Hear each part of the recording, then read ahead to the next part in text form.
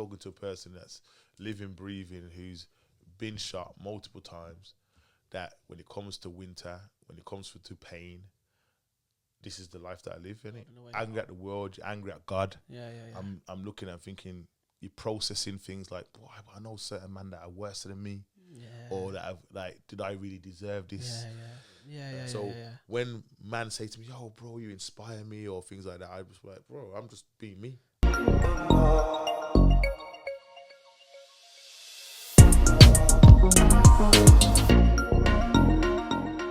What's going on, my people? Welcome back to the After Hours podcast. Just want to say thank you first and foremost for getting me to 2,000 subscribers.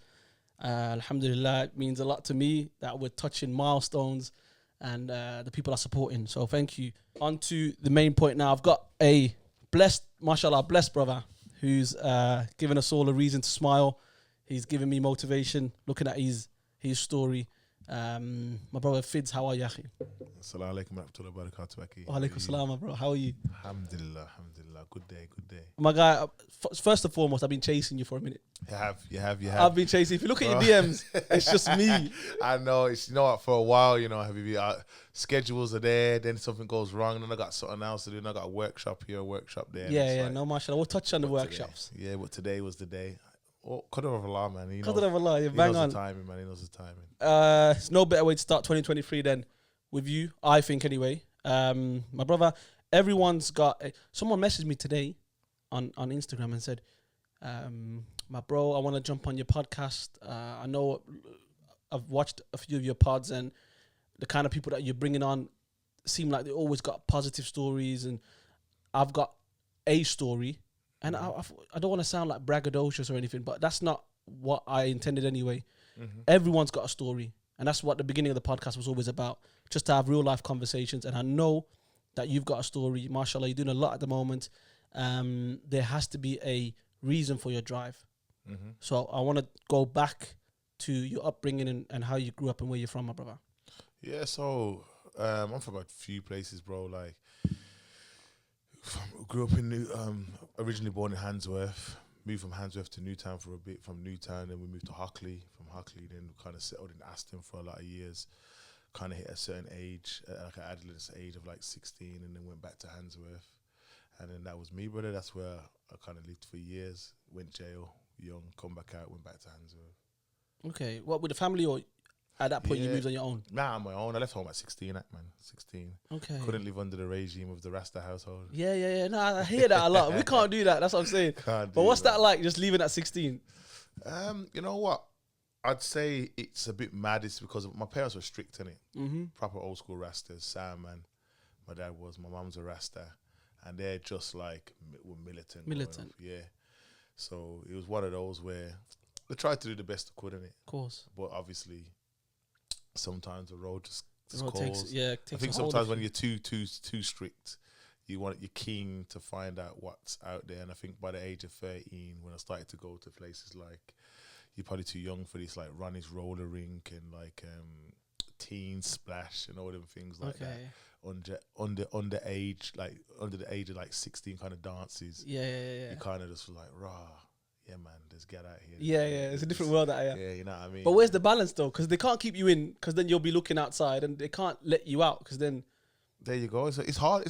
You know what? It's hard to be a parent. It's hard to be a balance, isn't it? So it's more to the simple fact of, like, you know, you see the youths nowadays, and you kind of say, like, boy, in my day, man would have just got beaten, innit? Yeah. You think grounded. That? Yeah. But obviously, and that's the reason why they're like that. I feel like sometimes... when I look back in hindsight, if I had hindsight and I look back now, I'd probably turn around and say, for me personally, even though they were so strict, they gave us certain values, morals, values, and certain structure. Yeah, you might have been unruly at the end, but like, it could just be as simple as the way you talk to grown-ups. I know. You know what I'm saying? Like, you know, if I was probably walking around and seeing your mum, I'd be like, yo, what you saying, mummy? Yeah. You need help, mummy? You know what I'm saying? These kids don't really know about them things. You know what I'm saying? No, I feel like even if an older person spoke to me in a certain way, but I think my first protocol is like, you can't really go on a certain way because they're big people to you, innit? Yeah. But it depends how deep they go in it. And it's one of those, man. Values, man. Morals, values. That's important, man. That's 100%. Important. And you have to get that instilled to you early. So there's always a lesson. Mm-hmm. So that the values now made you who you are, I imagine. Yeah, I feel like values come into all forms of life, and I mean, like, so for instance, when I say all forms of life, I feel like the way someone carries herself. Of course. You know, I'm not really a man to snake no one. Yeah. Never rob no one. You know, any money that I ever really made was more time me on the road just hustling. You know what I mean? Like, loyal to my brethrens, loyal to my family. You just got standards and values, bro, man. You don't see that nowadays, man. It's hard to see anyway. You see it, but it's hard to find. Times have changed. And I feel like a lot of us from my generation are the same. But life happens, situations happens, and you part ways. But it's crazy because a lot of us grew up in that Rasta era where our parents were brethrens. And it's mad when I tell people, like, I've got certain people that I don't chat to, but when I see their mum, I'll be like, hi, auntie. Yeah. You know what I'm saying to you? That's true. And they will say the same to my mum, but we just don't chat, bro. I was telling someone the other day, I think I might have mentioned on this podcast a while ago, you couldn't do, I might be younger than you, but I think that times have changed now, whereas back in the day, I couldn't do nothing crazy because I knew if I see a Somali uncle, he knows my dad or he knows my mum. It's exactly the same in the You know what I Jamaican mean? world, fam. Is it the same, yeah? It's exactly the same. Even if it's a different city, sometimes you think, you know what, this guy might know someone that knows my dad. Or It's exactly the same. Because my dad, as I said, my dad was in our generation. I don't know if you're too young. My dad's from a sound. Yeah. So being a sound man, they would travel to many cities. Yeah, of course. Linking up different man. Like I've been since when we talk about it later, gone into my charities. I've been to 2 cities now where like I'm speaking to the big mans there working with kids and stuff like that, and they're like, "Yo, so you so and so, yo, so Jungle Man, that's your dad. Them man are your dad and your uncles and your people." And I'm like, "Yeah, man." Was that Bristol? I seen you in Bristol. So that was in Bristol the other day. Yeah. In Huddersfield the other day, a man just turned around and was like, "I can't believe it, bro. Like, them man used to come. A guy from down here, from Nottingham, that I was chatting to the other day, having a hard time. He's like, bro, you see when them Rasta man used to come to Nottingham, they took all the gal them. I'm not even lying, bro. He was just like, yo, if you was from that Jungle Man sound, and I was at a funeral saying to my dad the other day, like, yo, this man said this. He goes, trust me. And my mum was sitting next to me, just looked at him like, you get me? It's mad, fam. It's mad. Of course it is, yeah. Mad, man. So going back to Handsworth then, what year around was this? When was this? So I went back to Handsworth like when I first moved, we're talking like 96, innit? We weren't in the country then. We was in a different country. Your family was living overseas? Yeah, we migrated around 2000. Well, obviously, Handsworth used to be a dangerous place. I know that from the reputation that they hold. What was it like growing up there at the time? You know what it is, bro? People will say Nichols or Aston's a dangerous place. To say Handsworth. Yeah, but I know now. I know what you're saying because I live here. It's different. You live here, you don't see. Yeah. No, I hear it. You know what I'm saying? So I hear it. That's the mad thing about it because you live here. Yeah. You don't see. Like I know people still to today, be like, boy, I ain't going Handsworth, and I'll be like, now it's all right. I think like it's been all right for the last 10, 15 years, but there has to like that reputation didn't just come for no reason. Like early 2000s, what was it like growing up there? Was it anything that you see different to now? Nah, in 2000, I remember I come out in jail early 2000. So when I went back there, it was more. That's when gang violence was at its peak, innit? So obviously, like, even though you lived there, you was always on point, innit? Of course. But at the same time, when you lived there, you wouldn't think to yourself like, it's. I always say to people, Akia, like, I growing up before my situation, before being shot, before being in a chair. Like, I've never really travelled. So I'd sit and say, man's are from ghetto, innit? This is where man are from. Or man who are from Aston be like the same, like this is a ghetto. We're from the Even ghetto, when I lived in Aston, my parents didn't have money like that. So you think it's a ghetto, this is a ghetto. But when you start to travel around the world, I've seen ghettos, innit? Yeah. Like, and I'm not just talking like, UK. From when I've been to America, seen ghettos. I've been to Thailand and seen ghettos. I've been to Mexico and seen ghettos. I've been different places, and you'd be like, shit, man, this is a ghetto. Yeah, you know what I'm saying to you? Like, I've been places where kids are selling stuff on the road at 5 years old. Yeah. No, we weren't doing that, fam. My parents was making me do that. We had it hard, but we wasn't on there trying to sell these bits and bobs to feed the family. Yeah. You know what I mean? Because that was left to my parents to do what they were doing. So living there, I don't think you really see it as a ghetto. It's a phrase. You know things are going on, but it's just a thing you just live. Yeah, because you're there. No, I hear it now. It makes sense. Because you're there, you just kind of think I don't really notice what people are talking about. So you touched on obviously getting shot. I wanted to ask you that question, but you give me a lovely segue. So what happened there, my brother? 2002, and it was more like a drive-by shooting, innit? So obviously, like, I don't really go into the whole conglomerates of the situation, but it was 2002, drive-by shooting, got shot 7 times, still got a bullet in my spine, one like in tissue behind my heart. So the one in my spine obviously was the most damaged, which basically severed my spinal cord and made me a T12 paraplegic, which is like paralyzed, like the waist down. You know what I'm saying? So just one of those days, bro. Got up, took my bridge into college, good youth. He had an exam, and those days we were young, so like I had no licenses, but like one of the there's always one man who could kind of drive. Your bridging had the money to buy the car, so you'd be in the car, so I'll be the driver, but it was his car. It's his car, I know them one. So when a man phones, it's like, bro. So yes, I kind of got up, left my girl, took him to college. On the way back, got into like one high speed kind of chase. Knew it was people from the other side, you know what I'm saying? Because obviously you know the cars in your area at the time. And car was like shot up a lot, and quite a lot of the body shots I took in it. Was that like on a dual carriageway, just on the mains? Yeah, in Winton Green, bro, like back roads. Not even back roads, literally broad daylight on the main roads. Yeah, bro, like literally like Dudley, where Dudley Road crosses. Not far from the. By the Lidl. You're not even going up. You're going a bit up. Actually, yeah, that's exactly where the Lidl is now. Yeah. That's exactly where it was. Yeah, Summerfield, right by Summerfield. Summerfield Park. Yeah. Yeah. I wanted to ask about the actual injury. Yeah. How did you take that compared to other people? Because usually, sometimes when something happens to you, everyone else makes it a big deal. Whether you're either fully in the gang or whether you're affiliated with the gang and something happens to you in that situation, you've always got to remember, bro, that there are other people that have gone through the same shit that I went through. I've got multiple friends that have been shot. Do you get what I'm saying? No, so it's not like, oh my days, just because Fids got shot, he got shot. It was, oh my days, Fids has been shot, but he probably can't walk again. Yeah. So you get me? Yeah, that's what so I wanted it to was know. the factor of, I'm still here, I'm not dead, but I'm still here, but it's life-changing, innit? That's more, so it kind of prompt. But as I said, as a situation of what's going on at that time. Yeah. No, I get it. Man, just get back to work, innit? Like, you know what I'm saying? No, because I'm just thinking about it. Like, honestly, it's alhamdulillah we're still here first and foremost. So alhamdulillah we're still here. But at the moment, was there any denial on your part? Was there anything like, no, this ain't happening to me? Like, yeah, of course. Obviously, so remember, so my situation was, I was awake to the minute they put me asleep.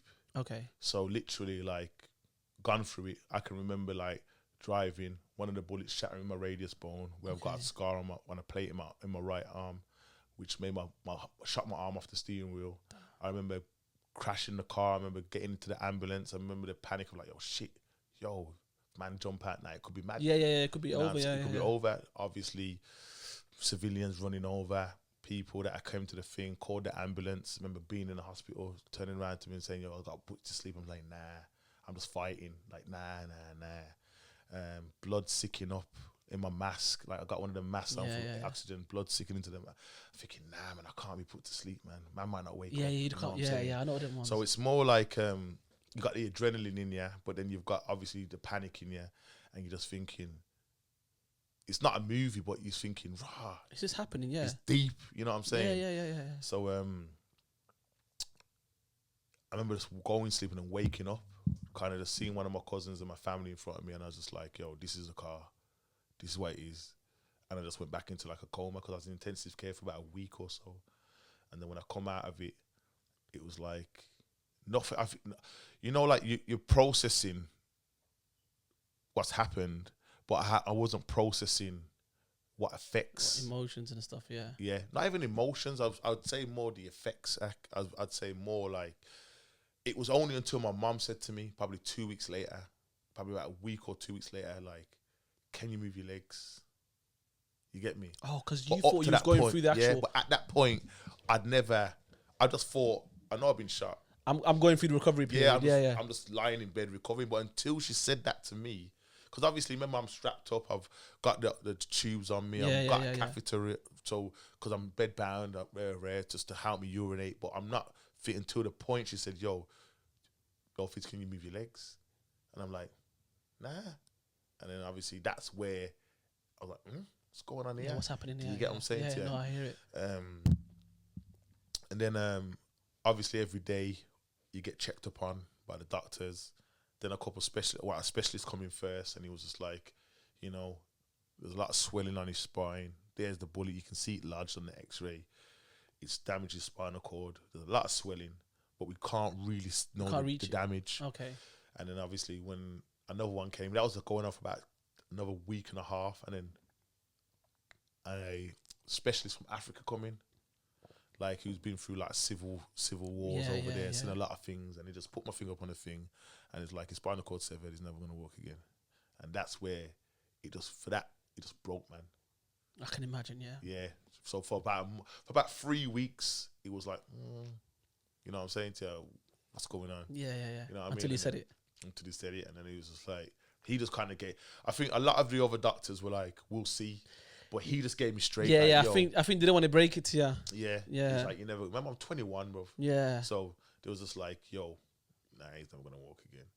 And he was just like, I was just like, all right, just give me a wheelchair, and I pushed myself around. Yeah. But then I feel like that was the bravado at the time, because obviously I'm still in that mindset. I've been, so I think it was more bravado, like, just give me a wheelchair, push myself around.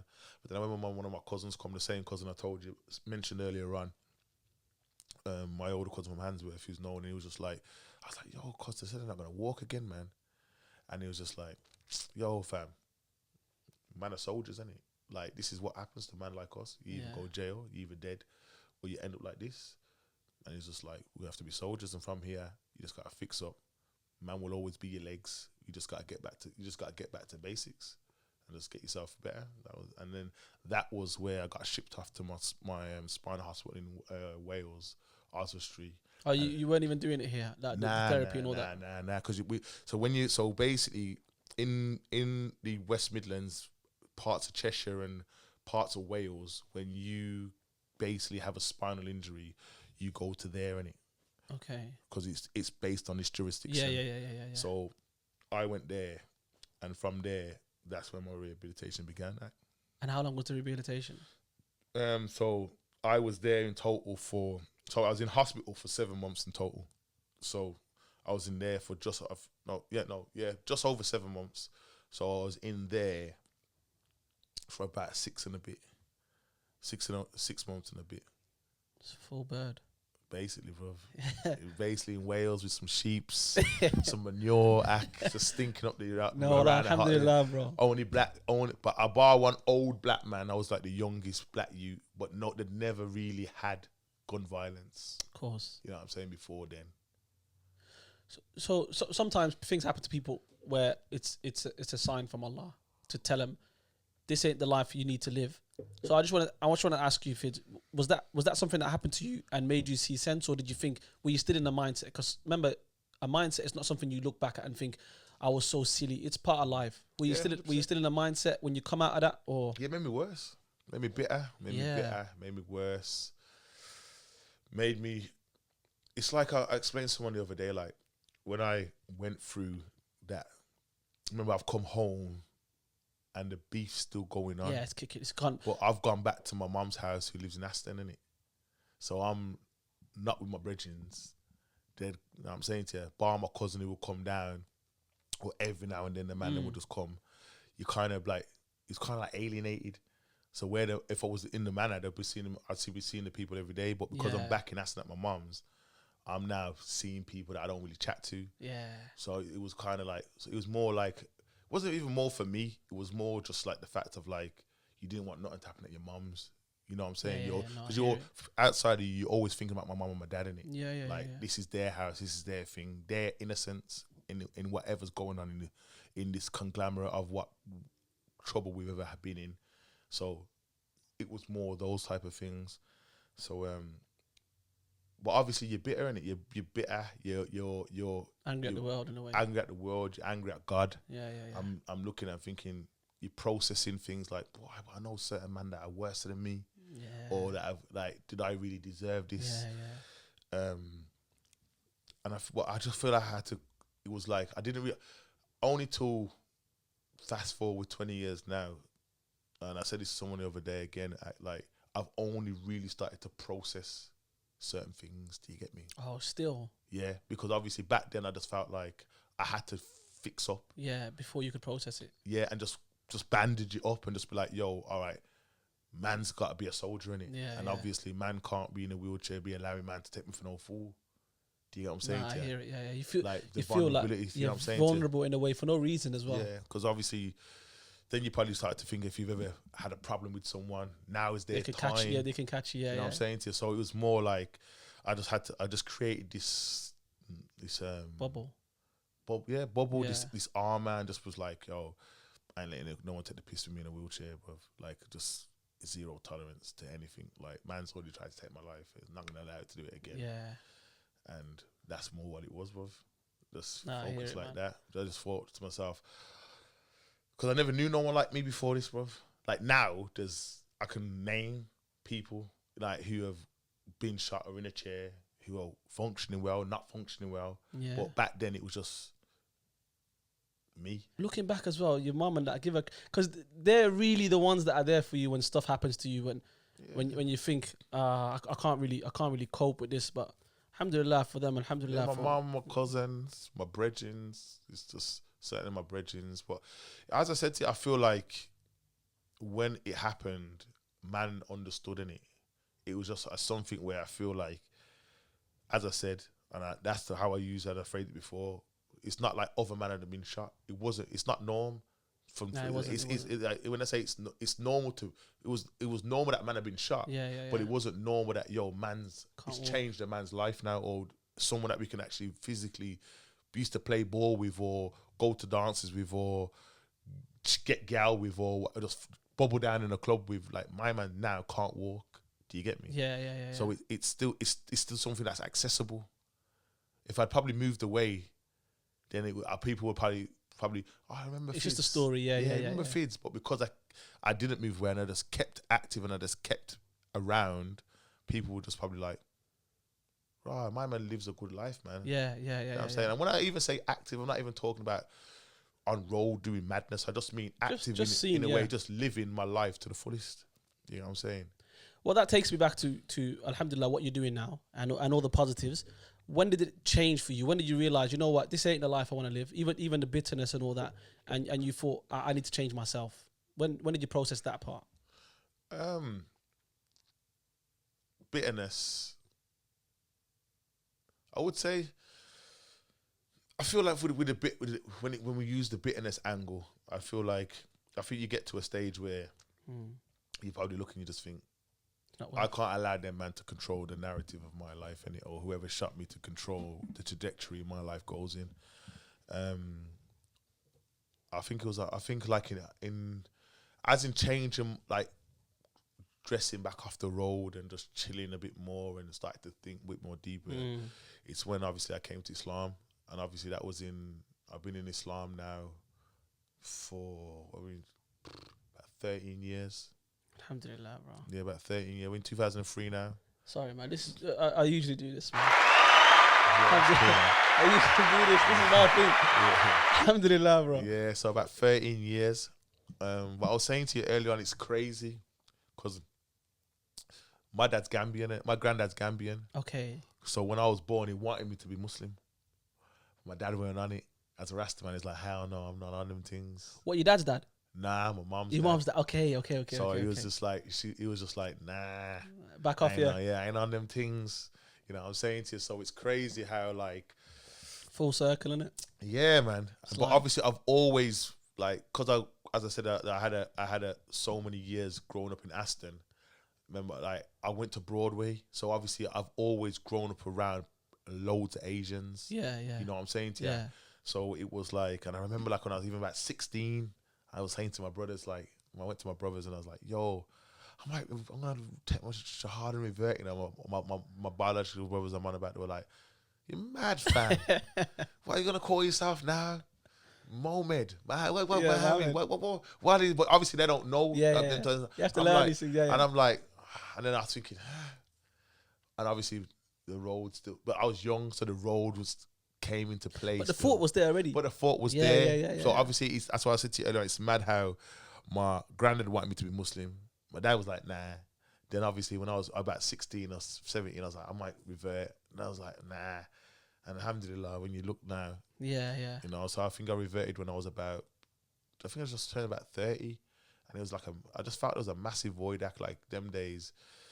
As I said, you probably watched my Chop Shop where I used to tell you, like, I never got any compensation from the government or like any money like that in anything. So I just used to be on road in a wheelchair, still shutting, still doing what I was doing. Yeah.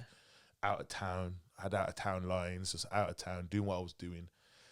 And I think like one day I just felt like, I think that was the turning point. It was like a void. And I just thought like I wasn't suffering when it come to gala. I was making money. I know what I'm saying. I wasn't that well off. I was enjoying traveling, things like that. But it was just something. Mm-hmm. And the minute I took my shahada, it just felt home in it. Alhamdulillah, Allah, all praise to Allah praise first to and Allah. foremost. So now, obviously, it's a big thing in your community.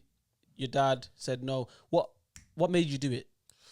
Or how did you do it? Sorry, because I know you said because of the void you wanted to do so it. basically one of my family members, he's been Muslim for years. And like I remember like I was back and forth, and I was just like started to read it. And I remember it gave me on a CD. I used to listen to these CDs. And one of them was about, you know, it was to do with something about, it was a long time ago, it was to do with something like about Jahannam. And it was just about like, like when you're in Jahannam, the fire, and you're trying to crawl out, and the guardians are just licking you back down in there. Yeah. And I was just like, raw. And you know, you start to process your whole life, like the way you've lived. Like, even like I said to you earlier on, like I've still got manners for people, but I feel like with Islam, it makes us delve into our 5 pillars a lot. Yeah. Especially the way we look at certain things and the way we treat people and the way the impression we leave on people, and it's just even the barakah, like the things that we do without knowing, or the intentions that we have. You know what I'm saying? So just the intentions alone. You know what I mean? The thought of our intentions, whether they come to pass or it doesn't come to pass, it's all about intentions, isn't it? And I feel like some people don't really understand the depth of especially intentions. Like, and if I think a lot of people understand intentions, it helps a lot of people in everyday to-day life. The way you deal with people, the way you get up, the way you live, the way you go to work, just everything. You know what I mean? There's a meaning behind it all. Everything acts. So it's obviously from there, it just like, it was that. And then it's like when I came home, I remember I said to my dad, like my mom, she was like, it's just a phase. My dad, like he was just cool, because obviously he's got many Asian friends. Okay. I remember me being born is completely in the 80s, and you know, you're living in a black community and it's things like that, and it was a bit different as time went on, where we lived in Aston, and it's a massive Asian community. So now you're the minority. Yeah. So we're still a majority, but we're still where we lived on my road. It was really just the minority was white, because it was loads of black, loads of Asian. Yeah. So I think Birmingham now the minority is white. Yeah. So it's like when we was looking at it now, it's like as time went on, he just was like, all right, cool. And I feel like when he just started, you know, you can see the change in people, innit? And I remember my dad just came to one day and he's just like, you know what, like I'd have preferred you to be this than try on this Christian thing, because remember he's a Rasta, innit?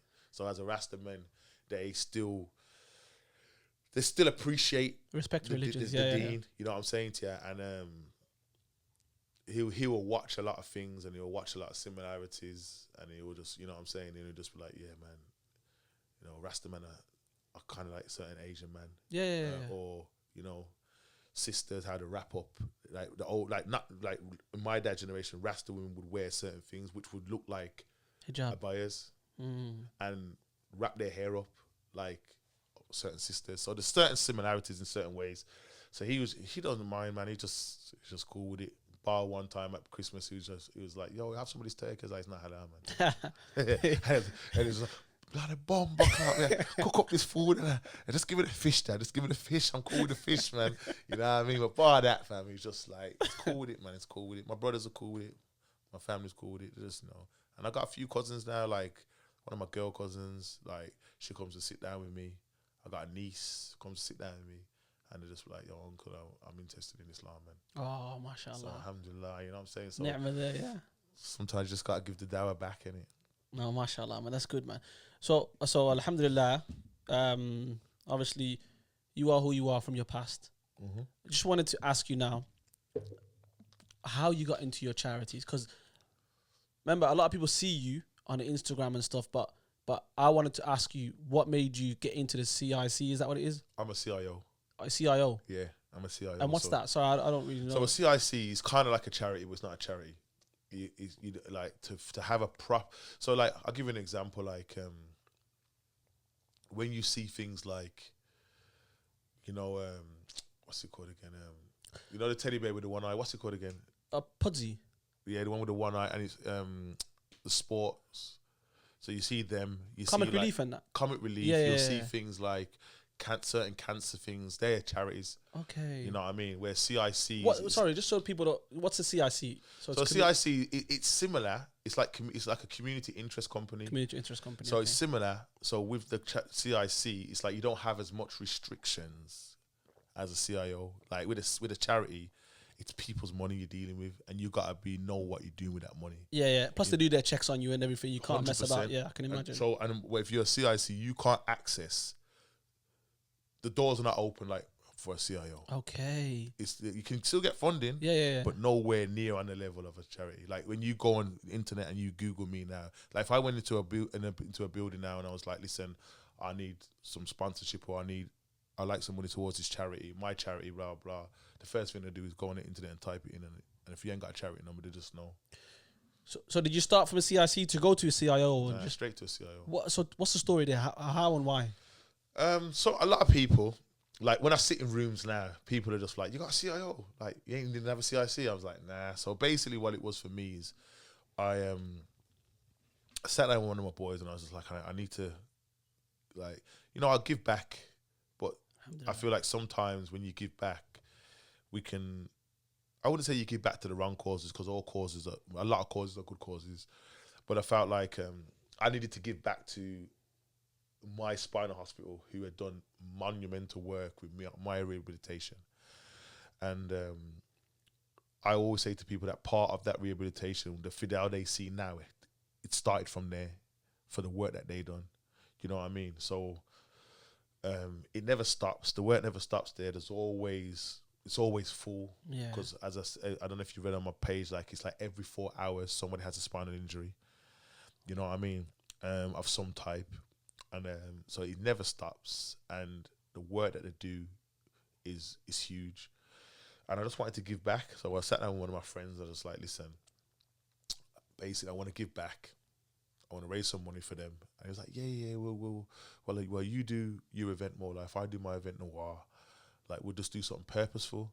And then I remember like I was sitting down with my boy, Troy Deeney, the footballer. Yeah. And he's... I big up Troy Deeney, fam. You're mad. So we're just having a reasoning. We was at a coffee shop, was having a reasoning. Yeah. And he just said something that I feel like, you know, sometimes you have people that just that one sentence can just hit home. Yeah. And we're just talking, and he was just like, so, all right then. So how much you want to raise for your hospital?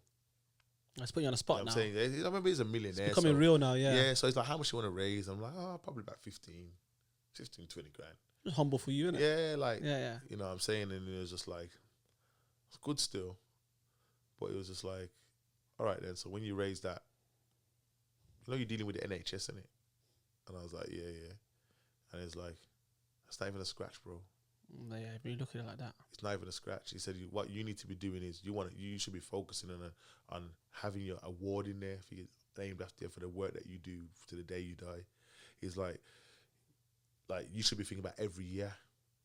Maybe 10 grand this year. Okay. Might be 20 grand next year. Might be 30 grand a year after. But every year you're supposed to be going higher and higher and higher. And that should be your focus. So I think forget all this little raising, you need to open a charity. Okay. Because it's what you do. It's means something to you. You've lived it. You've personally lived it, so you know that what people go through when they're in there, people go through when they come out of there. You know about the how it is when you come back out, and how hard it is to integrate back into society if you've not got a strong foundation, a strong network of people. And he was just like, bro, and I think you do things for people anyway. You've always guided us, you've always helped us in certain type of ways, and I think this is what you need to do.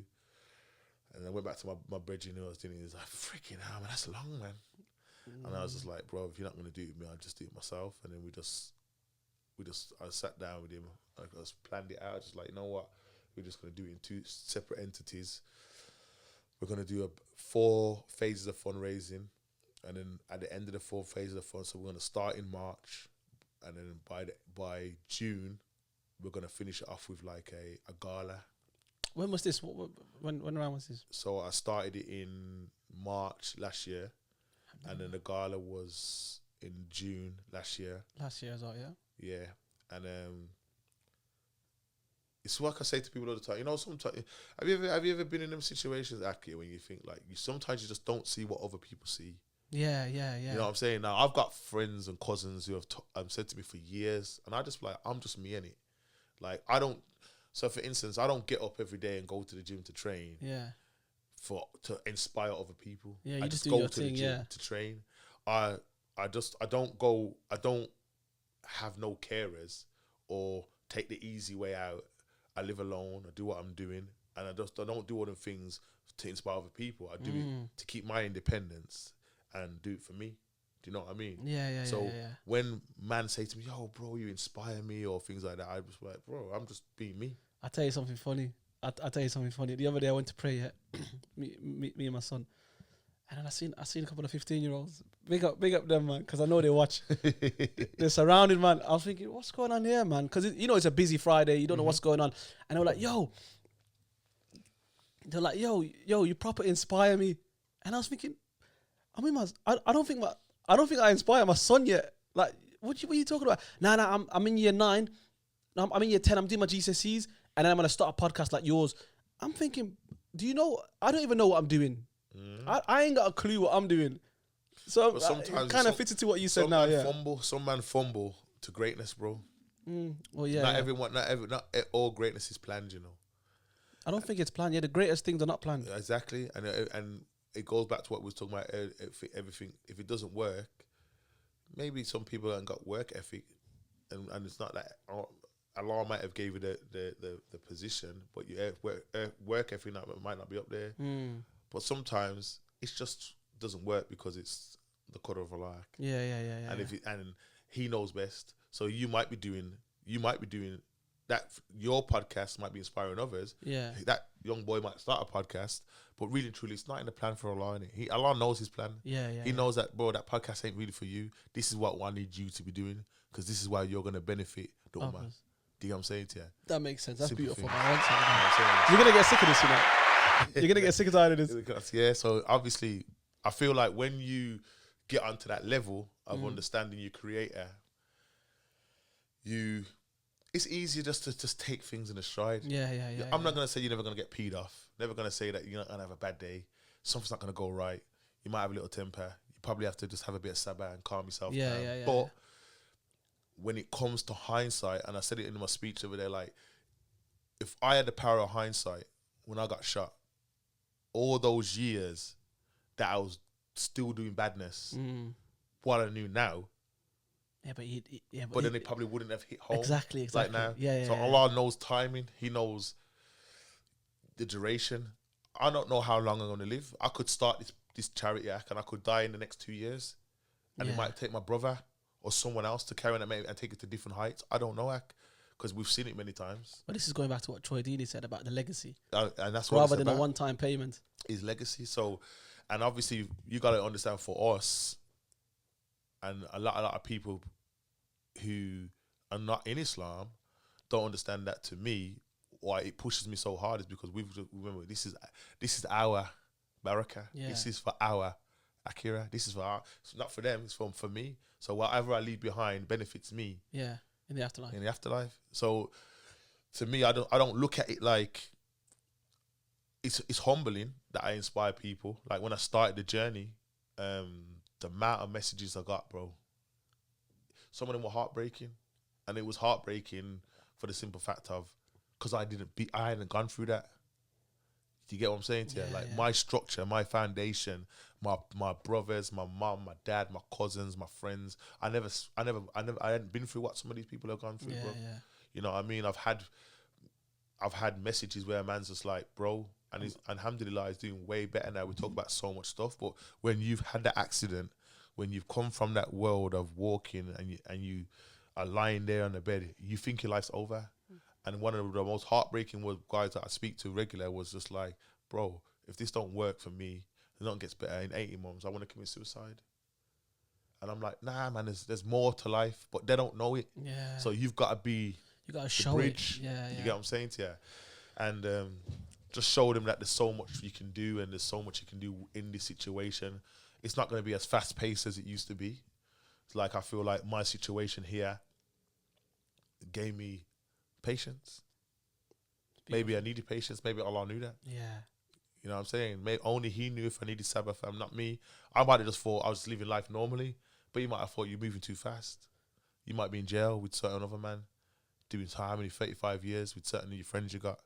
You know what I'm saying? You might be dead with other man. With people that you know, yeah. So I might have to slow you down a bit, but I got a cause for you. So I feel like me starting it gave me, I wouldn't say a purpose, because I feel like I've always had a purpose.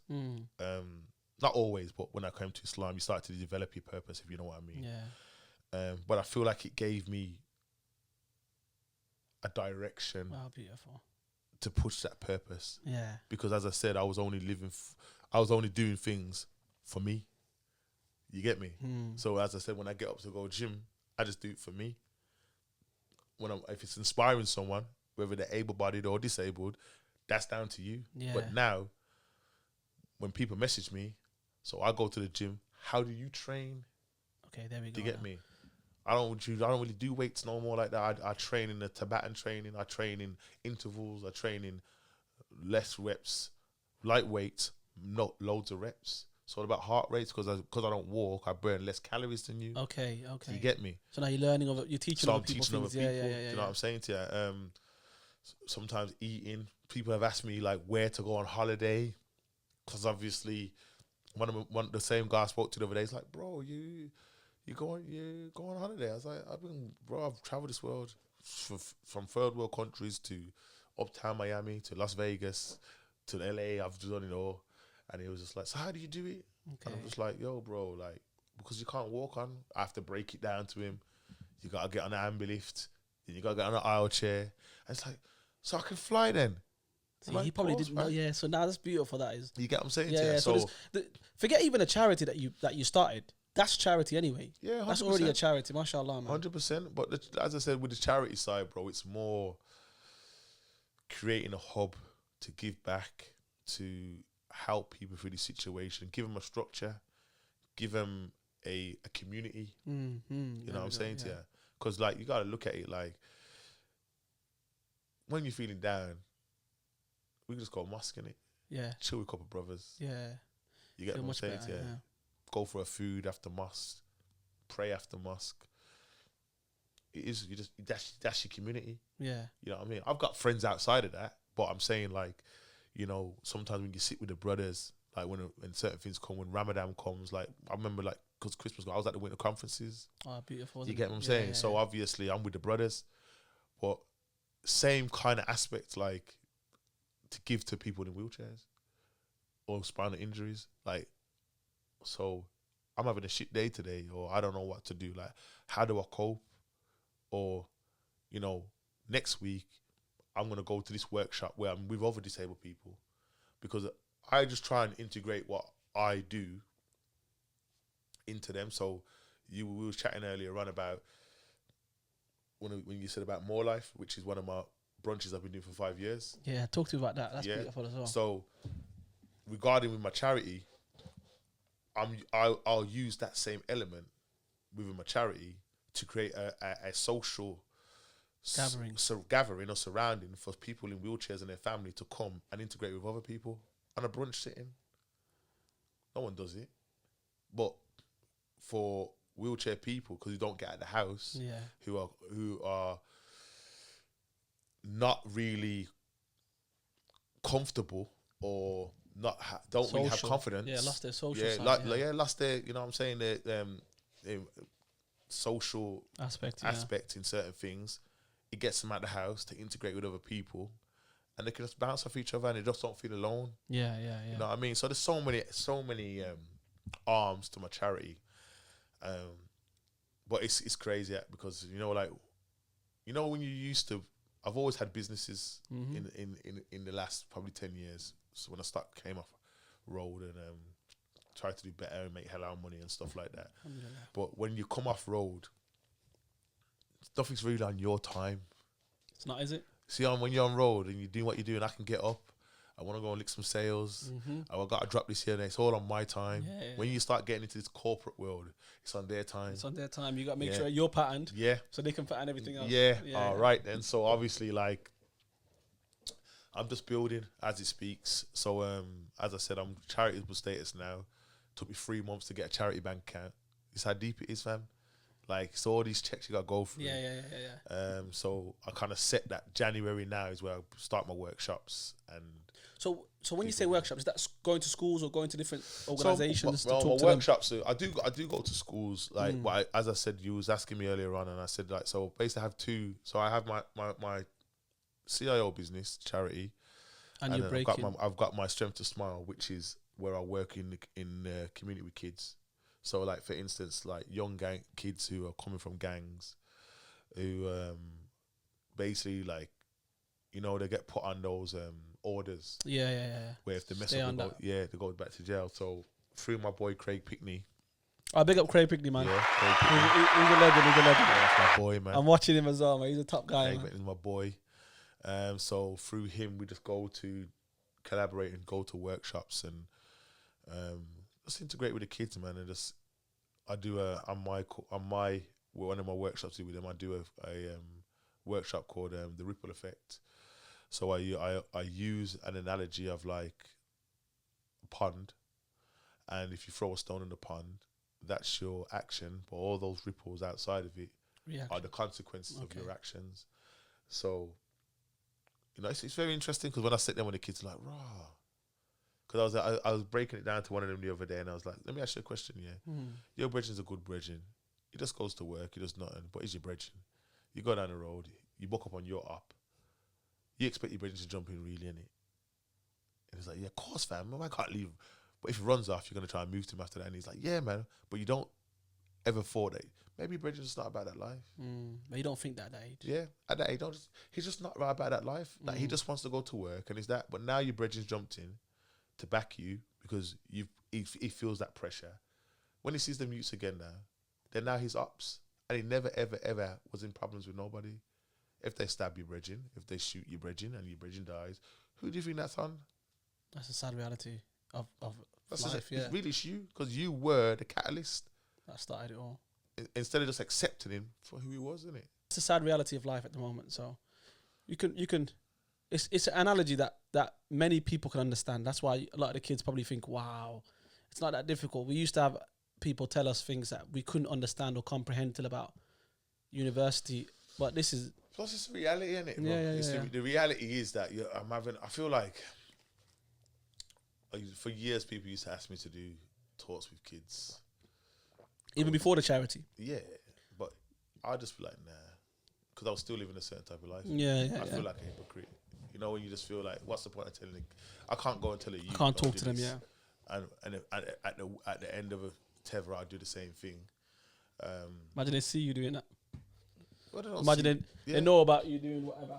Yeah, so it's more one of those. So when you're having a conversation, now I'm at the age where I'm older and I'm not really wiser, conforming to that type of way. Don't get me wrong. Like I said to a kid the other day, like, you don't know what life holds in it, and life tests us in different ways. And I can't turn around to you and say, someone comes and disrespects your mum, that you should just sit down and take it. Yeah, It's yeah, not really yeah. for me. I'm not gonna, because I wouldn't. But what I will tell you, turn around, and I can say to you here is you're talking to a person that's living, breathing, who's been shot multiple times.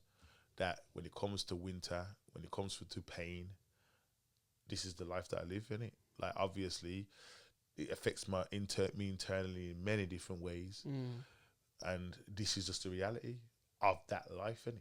Yeah. That's what it is. Where normally you're gonna have people who you probably look at, oh yeah, mine was gone to jail and mine was done that. Yeah, I've went to jail. I've done all those things, but what we're having a conversation is that this could be you, innit? Yeah. Because it's happening. I know so many people now that have been shot and have resulted in chairs. It's not obviously as the majority of people getting shot, but it's still more frequent than it used to be. So, as I say to them before, like, I'm just lucky that my paralysis is low in it. What if you got shot and it affects you from the stomach? Or from the neck down. Or from the neck. And you can't do nothing? What are you going to say then? Do you get me? Yeah, and it's a possibility that can happen. Now, you know what? I gotta give you, alhamdulillah, gotta give you respect, because what you just said there, you gotta deep it when you say it, because what you just said is you're lucky that your paralysis didn't hit you higher. And there's people that think what you've gone through is like, I couldn't do that, and you probably get those messages now from guys. So alhamdulillah, first and foremost. Fam, like, I always through my rehabilitation, I always break it down and tell people the main kind of guidance that made me raw. Like, remember, one was as I said to you, was my cousin who said, yo, this is what happens to a man like us. You have to accept it. If you don't accept it, then it's peak. But then it's just gonna mash you up more. But then I always tell people the other side of it, that when I was in my hospital, one guy come to me in my hospital and he was just like, bro, you don't talk to no one.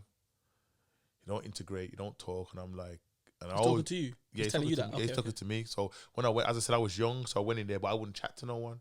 Like, my mum used to be there. I wouldn't let no nurses touch me. Only my mum could wash me. Like, this is in Cardiff, in Wales now. Wales. Okay. Yeah, so it's a place called Oswestry by Wales, on the borderline of Wales, and not far from Wrexham. And I'd be saying to mum, I wouldn't let them touch me. I'd be like, nah, mum, when they wash me, don't cream my skin. And I'm not on all that. I'm a black man. Need my cocoa butter and stuff, you know what I'm saying? After you wash me. You know what I'm saying? Yeah, not washing my hair, need my hair done and them thing there. So obviously, I was becoming too self-reliant on her, innit? So they had to send her home. So, but I never used to talk to no one. At dinner time, I just sit at the thing. Remember, I had my arm in a cast at the time, because I remember I got a plate in there from the bullet getting shot off it. So that's why I was in there so long, because that hindered my rehabilitation, because I couldn't lift or weight bear or nothing like that, or push. And this guy just come to me one day and he's like, bro, what, you don't talk to no one. You're so anti, like. And I'm just like, nah, just allow me. Like, them days, I used to have a little Discman with the CDs, the disc, and my headphones. Just like, yo. And I always tell people the joke, like, them days, like, that's when 50 Cent Get Rich Try and just come out. Literally just dropped. My cousins bought it for me, like, yo, you need to listen to this East Coast rapper. I'm like, on my man, fam. I don't listen to the East Coast man, then, fam. West Coast. West Coast and West Coast and a South man. I just, if it's not No Limit, it's like Sibo, Killer Taste, them type of man there. And he was like, nah, man, you need to listen to this. He was the truth. He was the truth. Yeah. He was the truth. He was like 50 Cent. And when I put on that album there, I just used to play over and over again in my hospital. Yeah. Them and Dipset. Dipset as well. Yeah. They used to play them over and over again. And I said to the geezer, just allow me, man. Like, I'm just doing my thing, innit?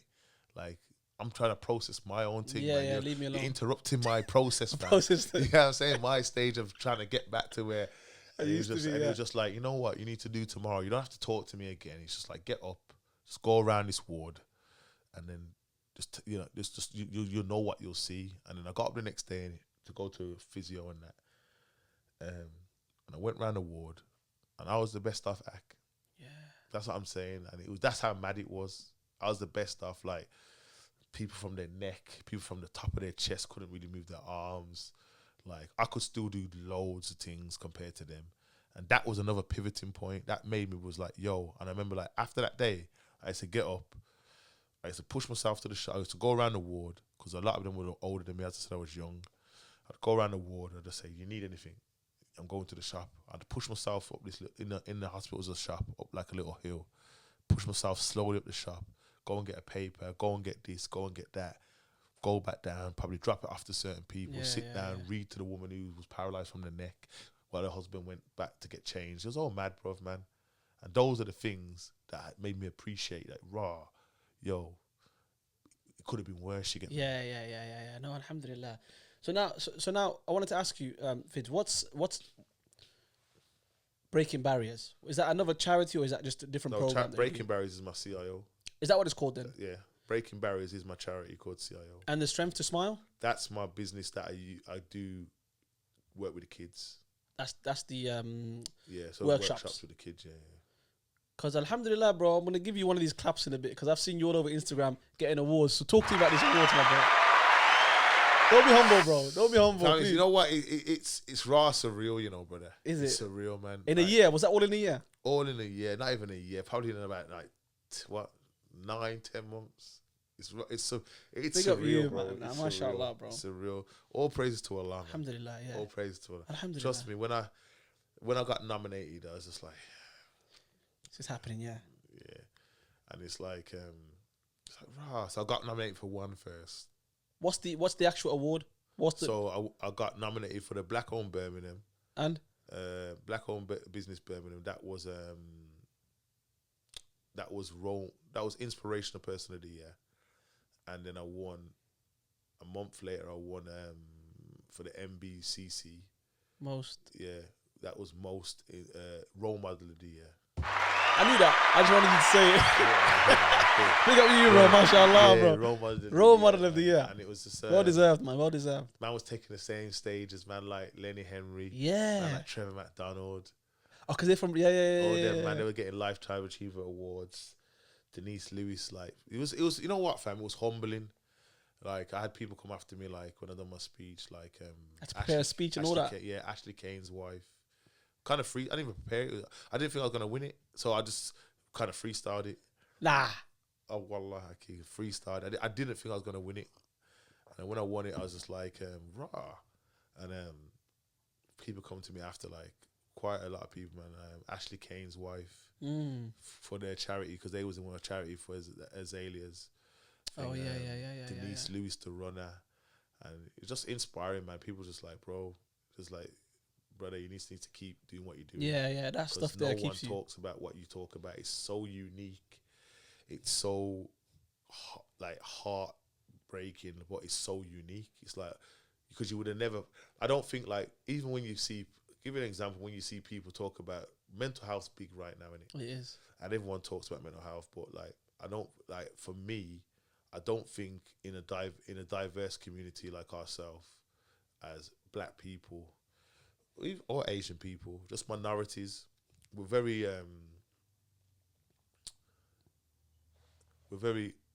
enclosed with ourselves. You know, black people, Somalian people, Asian people, your mum's ill, your people's ill, you keep it within the family. You know what I mean? You try to look after them yourself. So for years I kind of kept my the in-depth of my situation private to me and my people, in it. So as I said, another part of, like, the armor that I created. Multiple reasons. One for myself, others for, I feel like sometimes you don't want people to understand the damage that they've done when they've done it. Or because some people might glorify it at the time. As time's gone on, I feel like a lot of people, doesn't matter whether they're from the other side, they respect or rate where a man's come from. You get what I'm saying? How a man's had their situation or handled it. But yeah, man, it was so humbling, brother, man. It was just like, I was like, rah. And again, it's what other people see that I don't see. It is, because right now, from what you're saying, even I can take a leaf out of your book, because I can tell you now, it's not easy telling the world about your what you went through, and that's what makes it powerful. That's where the powerful thing comes into it. I've had many opportunities to, bro, and I've always told people to go into prisons, to go into this, and I just say, it's not really for me. Yeah. My story's mine, innit? Yeah, that's You what can't makes it so capitalize powerful. on Yeah. my story. You can't. Why do I need to? No disrespect to no one else. People do great work in the community, but why do I need for you to give you my story, for you to capitalize on my story? It's Yeah. mine. You wasn't. Yeah. Some people weren't there in the pain. They wasn't there in the, like, for instance, like when it's winter time, like there's days I don't get out of bed in it because obviously the cold affects the metal in my spine. Okay. So Okay. I have to sit in a long hot bath before I can even function. Like I'm 9 for most of the year. I'm on gym, but when it hits winter, it's long. Yeah. So it's like, as I said, like when you have these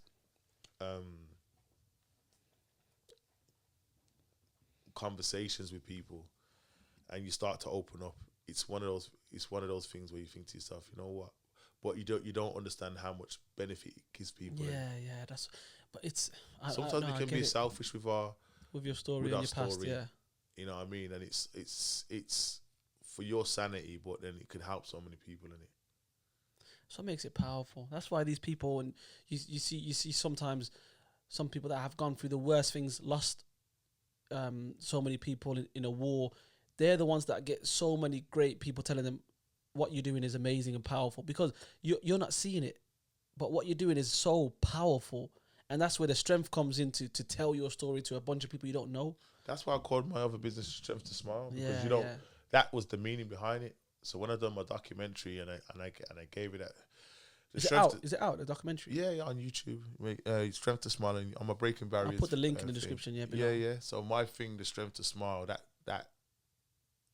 I was watching them. I'll tell you what, where I got it from, because I don't even care, but I'm gonna make it like I'm very creative and other stuff. But so I was watching the new Fresh Prince of Bel-Air. It's good, isn't it? It's good. It's good. People try and slag it off, but man, it's dramatized, man. They made it into a drama. It's more gritty. Yeah, you know it's what good, I mean? man. So I was watching that, and I think it was episode 9. It's episode 8 or 9, and the girl was giving a talk for a mom about lupus. Yep. And that title was called The Strength to Smile. And I remember watching, I was like, wow, that's powerful, man. Yeah. Because obviously some days you have to actually summon up the strength to actually smile. Yeah, exactly. Because you don't want people to know what's going on in your world, innit? Just so you put on that brave face. Some women might be makeup, put on the makeup, head out, just to look the part. Some men might just have to just be like, yo, I just got today's... The thing is, though, Fids, you know what I mean? I tell you something, because look, you could put that strength on to smile, but then what if you get lost in that smile and you never feel your own pain again? But I feel like that was me, innit? I feel like I had to bury it. Yeah. You know what I mean? You had to bury it because obviously, it's like, as I said to you, bro, like a lot of my friends say it, my family say it, they're like if you was to ask me on average how much I get up and think about being shot or being in a chair, it's minimal. Yeah, because you try and obviously just... Because I've come to terms with it. Move past it. But then, are there any... Because I don't want to obviously pry into your personal life, but see me, for example, I've lost my dad 2 years ago, and I've been smiling for so long that sometimes when I drive past, or even I try not to, and that's bad on my behalf, but there's been times when I find myself driving past the cemetery and I'll break down, because I've been trying to obviously put on a brave smile and so long. It might not be healthy. You got to release that pain as well sometimes. 100%, 100% act, man. And obviously, what you got to understand is, I always say, there's 2 different types of pain. So there's people like, for instance, like who lose people at a very young age, and their pain is not knowing. Do you get me? Then you have another person who has made it to their teens or their 20s or whatever, and they've lost their dad or lost their mom, and the pain is the memories. Because of the memories they know. So it doesn't take away the pain. Yeah, the pain's there. The pain's just there, innit? It's how you channel that pain or you process that pain. Now, as you get older, as I said, it's 2 years now, it'll be 5 years. And I don't for real for 1 minute believe that the pain's gonna change. Nah, it won't. It won't. It's your dad. Yeah. Is the man who is part of the man who brought you into this world. You probably look like your dad. Yeah. You probably have traits of your dad. You probably walk like your dad. You get what I'm saying to you? No, I hear it, You probably see your mum. She has a conversation. You probably remind her constantly of your dad. Yeah. So there's so many different dynamics and layers to pain, fam. It's some people can't cope. Some people can cope. Some people don't want to be here. Some people just have to soldier it on. It just depends on, and that's what builds us as resilience. If we never really had pain, would you really know you're human? Yeah. No, You that's get me? true. That's true. Do you really know if you really loved? If you didn't feel the pain. If you didn't feel the pain? And that's how I look at certain things, Zach. You know what I'm saying to you? So I feel like now at my age, I have to kind of give a bit of me. I think I give more of me than to people, so people understand. And as I said to you, like on my page, like my brother says to me the other day, he's like, "Yo, bro, you nearly got 1,000 followers on your page already." And what was big for me the other day was there's a thing called SpinaPedia, and they put me up, and my thing just went nuts. Yeah. Like went nuts. Like I had people messaging from Dallas in America, from New Orleans, just different places. Yeah. And it's like, yo, bro, like we needed this page, because what I tried to do on my page is like, there's other spinal charities, but on my page, I tried to base my page on like not only educational or inspirational, kind of like a Stephen Bartlett. Oh, bad boy. Do you get me? Yeah. So obviously, I try and give those individuals, Like lessons. tools. Yeah, tools. Bang on. That's the So word. like you wake up on a Monday, these are the 5 things you should be thinking this week, you know, or for instance, what's your self-care as a spinal injured patient? You know what I mean? What's my version of 3 Ps? Positivity, perseverance, and patience. Like I give them those. And then I just at them because I want them to understand that. I don't want it just to be like, oh my days, this is a disabled geezer posting beer pictures. I want you to understand that, like, these are coping mechanisms, and you need coping mechanisms. We all do. Yeah. Forget just being in a wheelchair. You do. Yeah. You know what I'm saying to you? Someone that's got MS does. Everybody's got their own world that they need coping mechanisms. You know what I'm saying to you? And how do you do it? So that's more, even though my page is about building a legacy and giving a platform, giving a community, giving somewhere to vent mentally and unload with like-minded people. Another aspect is giving them, but using art. So when I say art, expressions through art, and that isn't just like drawing, which is a part of it. So painting, music, pottery. Okay. I'm even trying to. There's a little guy, a young boy that I know called Zay, and he's in a wheelchair and he DJs. Even down to that, teaching them how to DJ. So your expression, it's all about expressing through art. So we all love music. Music gets us through, a lot of us, through our days. Yeah, no, for sure. You know what I mean, I know it's haram to certain people, but certain people who will listen to music is what it gets them through a day to day. It gives them a hobby as well, because it's about finding purpose and finding meaning. My example I use to them when I have conversations with people when I'm in my charity: if you're a bricklayer, you're never going to be a bricklayer again, innit? But if you've been bricklaying from 16, as soon as you left school, developed a trade in bricklaying, you're not going to bricklay in a chair. So where do we go from here? What do you like to do? What do you like to do? You know, what interests you? What intrigues you? What fascinates you? Okay, let's try and let's try and go down that road and delve. And if you like what you're doing, you can try and make it a business or a hobby or certain things like that. MashaAllah. No, wallah, you know what? Honestly, I'm learning a lot today, and alhamdulillah, I haven't even gone through what you've gone through. So I can only imagine people that have gone through it. They must look at you and think, same again. I don't want to put you on a spot, but they must be like inspired. And I know you don't set out to inspire, but Allah put you in that path now. So alhamdulillah, you take it well, man. You embraced it, man. Alhamdulillah. Talk to me about the awards night. You stopped. Tell me more about that. So you won the award. Yeah, so we went on a tangent, didn't we? Yeah, so I won the award, bro. And I remember I was just there. So my people knew. So the first night, both nights, I never knew, but my people, they must have come to them in the thing. I was like, listen, obviously Fidel's won. Is that what happens, you reckon? Always, or just... Nah, but because I'm in a chair. Yeah, okay. So obviously they need to let them know that, yo, you might have to bring him up, or we're going to go this way to get up on the stage. And humbling, bro, man. Trust me, like, it was mad. Like, obviously the black-owned was beautiful. I like them both for two different reasons. Yeah, of course. So the black-owned Birmingham I loved. Shout out to Soph. I love that. Should I give one of these? Shout out to Soph, man. Shout out to Soph, man. Pioneering in the city. Yeah, so that one was nice because it was more community based. So it was like a lot of the community kind of who know of me voted for me. So that was sick. Obviously the judges, they loved my story.